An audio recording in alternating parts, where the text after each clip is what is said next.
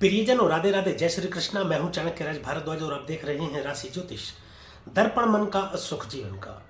बहुत बहुत स्वागत और हार्दिक अभिनंदन करता हूं आप सभी का मासिक राशिफल के रूप में अप्रैल 2024 के राशिफल की इस श्रृंखला में, जिसमें हम आज धनु राशि के जातकों के विषय में विस्तार से चर्चा करेंगे। मैं बताऊंगा धनु राशि के जातकों के व्यापार के बारे में, नौकरी के बारे में, संतान के बारे में, प्रेम संबंधों के बारे में और भी कई विषयों पर विस्तार से चर्चा करूंगा। तो मेरे साथ बने रहिएगा प्रियजनों अंत तक, क्योंकि वीडियो के अंत में कुछ उपाय भी मैं ऐसे बताने वाला हूं जिनके माध्यम से आप ग्रहों की अशुभता को कुछ हद तक शुभ कर सकते हैं और ग्रहों की शुभता को कुछ हद तक बढ़ा भी सकते हैं। तो हमेशा की तरह आज भी हम शुरुआत करेंगे प्रियजनों गुरु से। गुरु आपकी राशि के लिए इसलिए भी ज्यादा महत्वपूर्ण है क्योंकि आपकी जो राशि है उसके स्वामी देवगुरु बृहस्पति बनते हैं और वह विराजमान है पंचम भाव में। लगन का स्वामी पंचम भाव में और राजनीति का भाव, प्रेम संबंधों का भाव, संतान का भाव है, निवेश इत्यादि का भाव, शिक्षा का भाव है, उच्च शिक्षा का भाव है। उच्च शिक्षा प्राप्त करेंगे आप, ज्योतिष की तरफ आपका रुझान रहेगा, राजनीति में बड़े पद की प्राप्ति हो सकती है, संतान के विषय में सुखद समाचार आपको मिलेगा। प्रेम विवाह के योग बनाते हैं देवगुरु बृहस्पति, शीघ्र विवाह के योग बनाते हैं। देवगुरु बृहस्पति की पहली ही जो पंचम दृष्टि है वह जाएगी आपके भाग्य स्थान में, भाग्य में वृद्धि करेंगे, धर्म से जोड़ेंगे, धार्मिक यात्राएं होंगी,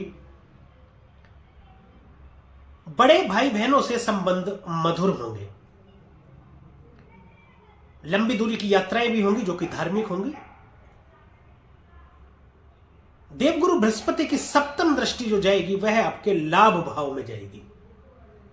समाज में मान प्रतिष्ठा बढ़ेगी आपकी, कोई इच्छा पूर्ति आपकी हो सकती है, जैसे प्रेम विवाह की यदि इच्छा हो या विवाह की इच्छा हो, संतान प्राप्ति की इच्छा यदि मन में हो, कोई भी इच्छा आपकी ऐसी जो पूरी हो सकती है, असंभव नहीं, जो संभव है, वह इच्छा पूर्ति का योग बनता है। सप्तम दृष्टि से लाभ भाव में देख रहे हैं तो व्यापार में लाभ देंगे आपको। नवम दृष्टि देवगुरु बृहस्पति की लगन में जाएगी, जहां पर इनकी खुद की भी राशि बनती है, ये लगन के स्वामी भी हैं और लगन को देख भी रहे हैं। आपकी समाज में मान प्रतिष्ठा बढ़ेगी, आपका जो व्यक्तित्व है वह निखर कर सामने आएगा। शिक्षित होंगे, हो सकता है इस दौरान एक अच्छे गुरु की प्राप्ति के कारण आप ज्योतिष मार्ग की ओर चलें और एक अच्छे ज्योतिषी बनकर के भी आप आए।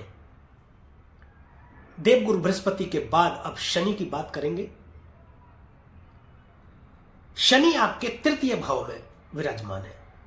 देखिए, तृतीय भाव पराक्रम का भाव है, छोटे भाई बहन, कम्युनिकेशन, फिल्म, मीडिया, टीवी इत्यादि, ऑनलाइन कार्य, कंप्यूटर, ये सब तीसरे भाव से देखते हैं।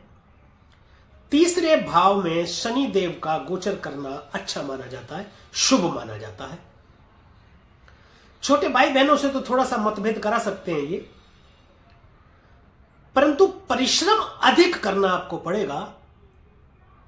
अधिक परिश्रम बेशक आपको करना पड़ेगा, शनिदेव उसके अनुरूप आपको सफलता भी प्रदान करेंगे। जितना आप परिश्रम करेंगे उतना ही अधिक आपको शनिदेव सफलता प्रदान करेंगे। कोई व्यापार आप करना चाहते हैं, ऑनलाइन व्यापार कोई आप करना चाहते हैं तो आप कर सकते हैं। यदि उसमें अधिक मेहनत आप करेंगे, पराक्रम अधिक करेंगे तो आपको सफलता भी उसी के अनुरूप मिलेगी। पहली ही तीसरी दृष्टि जो जाएगी वो पंचम भाव में जाएगी। राजनीति में बड़े पद की प्राप्ति करा सकते हैं,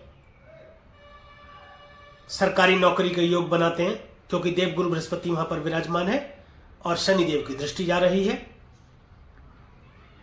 थोड़ा सा प्रेम संबंधों में तो दूरी ला सकते हैं शनिदेव।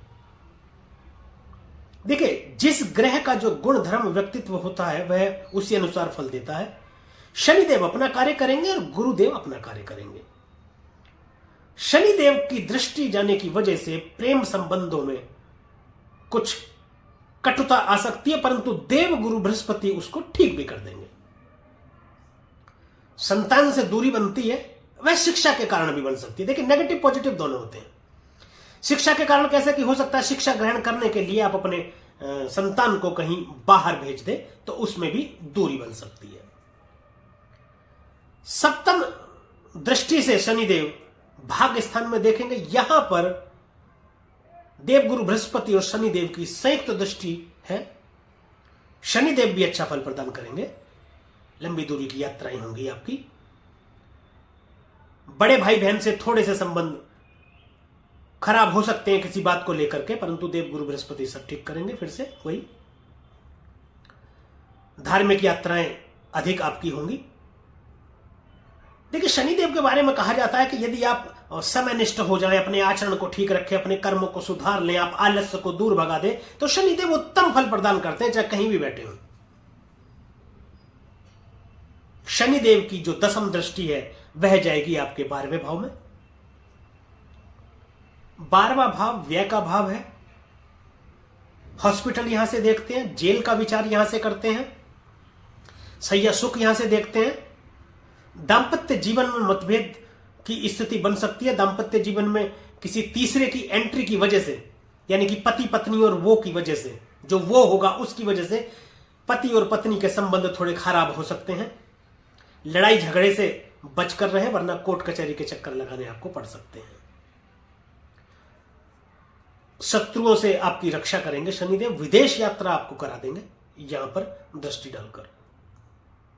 शनिदेव के बाद परिजनों बात करेंगे राहु की, जो कि आपके चतुर्थ भाव में स्थित है। लाल किताब के अनुसार यह कहा जाता है कि राहु माता के चरणों में सजदा करता है, यानी कि चतुर्थ भाव में अच्छा फल प्रदान करता है राहु। भूमि भवन वाहन की प्राप्ति तो आपको कराएगा ही कराएगा। यदि आप 42 साल की उम्र की ओर बढ़ रहे हैं या 42 साल की उम्र पार कर चुके हैं, तो बहुत अधिक संभावना है कि आप इतने बड़े घर में जाकर के रहेंगे कि जो आपने कल्पना नहीं की होगी। देखिए, राहु परिवर्तन का कारण है। चतुर्थ भाव से मन को भी देखा जाता है। मन में आपके परिवर्तन आ सकता है। कैसा परिवर्तन आ सकता है कि मान लीजिए यदि आप नौकरी कर रहे हैं तो आपको लगे कि मैं व्यापार कर लूं। आप व्यापार कर रहे हैं तो आपको लगता है ये व्यापार छोड़ करके मैं दूसरा व्यापार कर लूं। अभी आप जहां रह रहे हैं, हो सकता है आप ये विचार आए आपके मन में कि इस घर को छोड़ करके मैं दूसरे घर में जाकर के रहने लगूं। लेकिन ये सकारात्मक भी हो सकता है। सकारात्मक इसलिए कि हो सकता है आप किराए के मकान में रह रहे हो और अब आप अपने मकान में चले जाएं, जो कि आपने खरीद लिया है या खरीदने वाले हैं या खरीद रहे हैं या मकान कोई बना रहे हैं। तो ये बहुत अधिक संभावना है कि बहुत बड़े घर में जाकर के रहें। भवन की प्राप्ति हो सकती है, वाहन की भी आपको प्राप्ति हो सकती है। पहली ही पंचम दृष्टि जो राहु की जाएगी वह जाएगी अष्टम भाव में। अष्टम भाव देखिए, मृत्यु का विचार यहां से करते हैं, आयु का विचार यहां से करते हैं। ऑकल्ट साइंस का भाव है अष्टम भाव। तंत्र मंत्र गूढ़ विद्या गूढ़ रहस्य, ससुराल पक्ष भी काफी हद तक यहां से देखा जाता है। आपके ससुर से पैसों को के लेन देन को लेकर संबंध थोड़े खराब हो सकते हैं, लेकिन बहुत बड़े अचानक से धन की प्राप्ति हो सकती है, ऐसे धन की जो आपने कमाया नहीं है। अष्टम भाव अचानक से घटित हो जाने वाली घटनाओं के विषय में भी बताता है।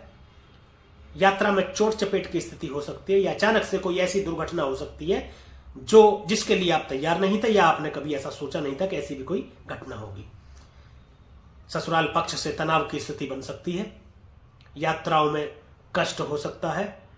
कोई बीमारी भी आपको पता चल सकती है ऐसी कि जो आपको पहले से पता नहीं थी। अचानक से हो सकता है कि आपको कोई बीमारी हो जाए और आप जांच कराएं तो आपको पता लगे कि आपको कोई एक गंभीर बीमारी है। तो यदि ऐसा कोई महसूस आप कर रहे हैं तो उसकी जांच आप अवश्य करा लें ताकि आप सावधान हो जाएं। सप्तम दृष्टि राहु की कर्म भाव में जाएगी, दसम स्थान में। दसम स्थान राजनीति का भी भाव है। पिता से थोड़े संबंध विच्छेद हो सकते हैं, मतभेद हो सकते हैं।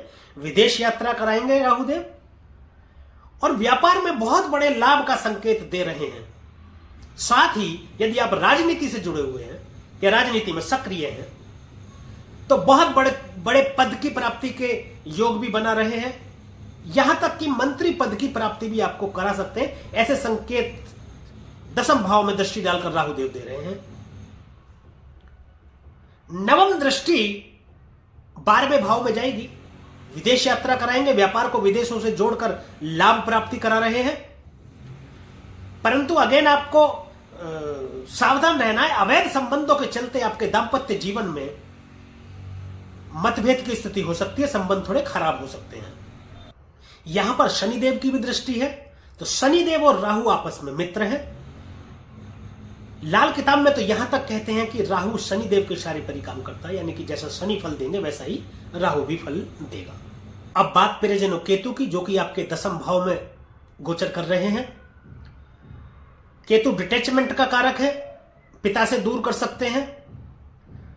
देखिए, दोनों ही परिस्थितियों में दूरी होती है, ये पॉजिटिव भी और नेगेटिव भी। यदि हम पॉजिटिव सोचे तो हो सकता है आप किसी व्यापार में हो, व्यापार के सिलसिले में बाहर जाएं तो उससे दूर आप हो जाएं, या आपके नौकरी में हो जहां आपका स्थानांतरण हो जाए और आप कहीं दूर जाकर के रहने लगें।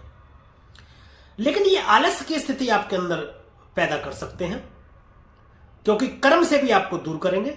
कर्म करने की इच्छा नहीं होगी, कार्य करने की इच्छा नहीं होगी, कार्यस्थल पर आलस्य आपको घेर सकता है। इससे आपको सावधान रहने की जरूरत है। धर्म की तरफ आपका झुकाव रहेगा, धर्म से आप जुड़ेंगे। केतु मोक्ष के भी कारक है और अध्यात्म के भी कारक है, तो धार्मिक जो मन है आपका वह हो जाएगा। धार्मिक यात्राएं भी आपकी होंगी और ज्योतिष की तरफ भी हो सकता है आपका रुझान बढ़े। प्रियजनों, अब बात कर लेते हैं बाकी के ग्रहों की। सबसे पहले ग्रहों के राजा सूर्य की बात करेंगे, जो कि आपके चतुर्थ भाव में गोचर कर रहे हैं सूर्यदेव अभी। और सूर्य के साथ एक थोड़ी सी गड़बड़ यह है कि सूर्य ग्रहण के प्रभाव में रहेंगे 13 तारीख तक, तो सरकारी कार्यों में बाधा, बॉस से अनबन हो सकती है। सावधान रहने की जरूरत है। थोड़ा सा माता के स्वास्थ्य को लेकर सावधानी रखें। थोड़ा सा पिता से संबंध खराब हो सकते हैं। सरकारी कार्यों में विलंब हो सकता है। 13 तारीख तक रहेगा। 13 तारीख के बाद में ये पंचम भाव में चले जाएंगे। सूर्य प्रकाशमान करते हैं, जिस जगह जाते हैं या दृष्टि डालते हैं तो चीजों को चमका देंगे। विदेश यात्रा करा देंगे आपकी, सरकारी काम बनेंगे आपके, निवेश में आपको फायदा देंगे, संतान प्राप्ति के योग्य बनाते हैं। आत्मसम्मान में वृद्धि होगी और आत्मविश्वास में वृद्धि के चलते आप बहुत बड़े बड़े कार्य भी कर जाएंगे, यानी कि आपको प्रसिद्धि प्राप्त होगी। सूर्य के बाद बात करेंगे परिजनों बुध की। बुध बुद्धि, कौशल, विवेक के कारक, वाणी के कारक नीच के हो रहे हैं। वक्री भी, अस्त भी हो रहे हैं। चतुर्थ भाव में बैठे हैं राहु के साथ, तो वाणी में दोष उत्पन्न होगा ही होगा, जिसके चलते अपनों से संबंध खराब हो सकते हैं, माता से संबंध खराब हो सकते हैं। किसी भी प्रकार के पेपर इत्यादि पर सिग्नेचर करते वक्त आपको ध्यान रखने की जरूरत है। हस्ताक्षर करते वक्त ध्यान देने की जरूरत है। बोलते वक्त ध्यान देने की जरूरत है। सोच समझकर बोले, बहुत जरूरी हो तो बोले, जरूरी ना हो तो ना बोले, अन्यथा आप इस वाणी के कारण किसी कष्ट में आ सकते हैं, किसी परेशानी का सामना आपको करना पड़ सकता है। अपने किसी कर्मचारी का प्रमोशन या डिमोशन करते वक्त बहुत ही सूझबूझ से काम लेने की जरूरत है। और विशेषकर आपको कहा जाता है कि चेक्स इत्यादि पर हस्ताक्षर करते वक्त ध्यान देने की जरूरत है, ध्यान रखने की जरूरत है। बुध के बाद प्रियजनों अब हम बात करेंगे शुक्र की। शुक्र चतुर्थ भाव में विराजमान है। संपूर्ण सुखों की प्राप्ति का भाव चतुर्थ भाव, और संपूर्ण सुखों की प्राप्ति के कारक शुक्रदेव माने जाते हैं। शुक्र उच्च के हुए हैं। संपूर्ण सुखों की प्राप्ति आपको करा देंगे। भूमि, भवन, वाहन की प्राप्ति करा देंगे। माता के स्वास्थ्य में भी ये लाभ देंगे आपको। प्रेम संबंधों में प्रगाढ़ता आएगी। दाम्पत्य जीवन में मधुरता आएगी। विवाह के योग भी बनाते हैं। प्रॉपर्टी से आपको लाभ देंगे। दसम भाव में दृष्टि डालेंगे यहां से, तो पिता से भी संबंधों को मधुर करेंगे। अब बात कर लेते हैं परिजनों मंगल की। मंगल आपके तीसरे भाव में स्थित है। वैसे तो कहते हैं कि जहां मिले शनि और मंगल तो होगा दंगल ही दंगल, परंतु तीसरे भाव में शनि भी अच्छा प्रभाव देते हैं और मंगल भी अच्छा प्रभाव देते हैं। तीसरा घर तो है ही मंगल का। छोटे भाई बहनों से अत्यधिक एनर्जी के चलते थोड़े से मतभेद हो सकते हैं। छोटे भाई बहनों का भी भाव है तीसरा भाव। यहां से कम्युनिकेशन का विचार भी करते हैं, दो या दो से अधिक लोग आपस में बातचीत करें। तो मंगल देव तीसरे भाव में बैठे हैं, अत्यधिक एनर्जी है मंगल के अंदर, उसके चलते तो थोड़ा कम्युनिकेशन में गैप आ सकता है। कम्युनिकेशन में थोड़ी सी ऐसी बात हो सकती है कि फ्लो में आप बहुत तेजी से बोलने के कारण कुछ ऐसा बोलें जो सामने वाले को बताना चाह रहे हैं वह उसके विपरीत समझे, जिससे थोड़े से दूरी की स्थिति बन सकती है। प्रॉपर्टी इत्यादि से आपको लाभ देंगे। ये व्यापार यदि कोई करना चाह रहे हैं ऑनलाइन कंप्यूटर से रिलेटेड, तो आपको लाभ प्राप्ति के योग बना रहे हैं। आपके पराक्रम में अत्यधिक वृद्धि करेंगे, जिसके चलते आपके बिगड़े काम भी बनेंगे। छठे भाव में दृष्टि डाल रहे हैं, पहली ही चौथी दृष्टि शत्रु अंता योग बनाते हैं। रोग रिपु ऋण में आपको सहायता देंगे। शत्रुओं की तो समझ लीजिए लग गई। यदि आपसे कोई शत्रुता रख रहा है, चाहे वो सामने से रख रहा है, चाहे वह गुप्त शत्रु है, तो उससे तो आपको कोई हानि होगी नहीं मंगल के रहते। सप्तम दृष्टि नवम भाव में जाएगी मंगल की, वहां भी भाग्य में बढ़ोतरी करेंगे, भाग्य में वृद्धि करेंगे। बड़े भाई से थोड़े से संबंध बिगड़ सकते हैं, बाकी सब तो ठीक रहेगा। अष्टम दृष्टि से देखेंगे दसम भाव को, कर्म भाव को, प्रॉपर्टी में लाभ देंगे,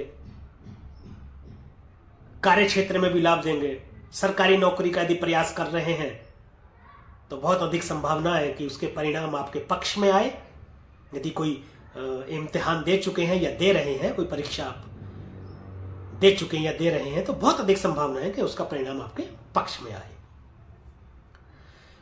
तो परिजनों, ये था अप्रैल 2024 का राशिफल धनु राशि के जातकों के लिए। अब बात कर लेते हैं कुछ उपायों की। आपकी राशि के स्वामी देवगुरु बृहस्पति, विष्णु सहस्त्र नाम का आप पाठ कर सकते हैं, हनुमान चालीसा का पाठ करें, सूर्यदेव को प्रतिदिन जल अर्पित करें, तो सभी ग्रह आपको उत्तम फल प्राप्त करेंगे। तो परिजनों, यह वीडियो यदि आपको अच्छी लगी हो, पसंद आई हो, दी गई जानकारी से आप संतुष्ट हो, तो कृपया वीडियो को लाइक करें, शेयर करें और कमेंट करके हमें जरूर बताएं कि हमारे द्वारा फलित गोचर आप पर कितना प्रभावी रहता है। तथा हमारे YouTube चैनल को सब्सक्राइब करें और बेल आइकन बटन दबाना बिल्कुल भी ना भूलें, ताकि इसी प्रकार की और भी महत्वपूर्ण जानकारियां आप तक समय पर पहुंचती रहें। आज के लिए, अभी के लिए बस इतना ही। मुझे दीजिए आज्ञा। मिलेंगे अगली वीडियो में एक और राशि के विषय में चर्चा करेंगे, अप्रैल 2024 के राशिफल की। तब तक के लिए प्रियजनों, राधे राधे, जय श्री कृष्णा। और आप देखते रहिए राशि ज्योतिष, दर्पण मन का, सुख जीवन का।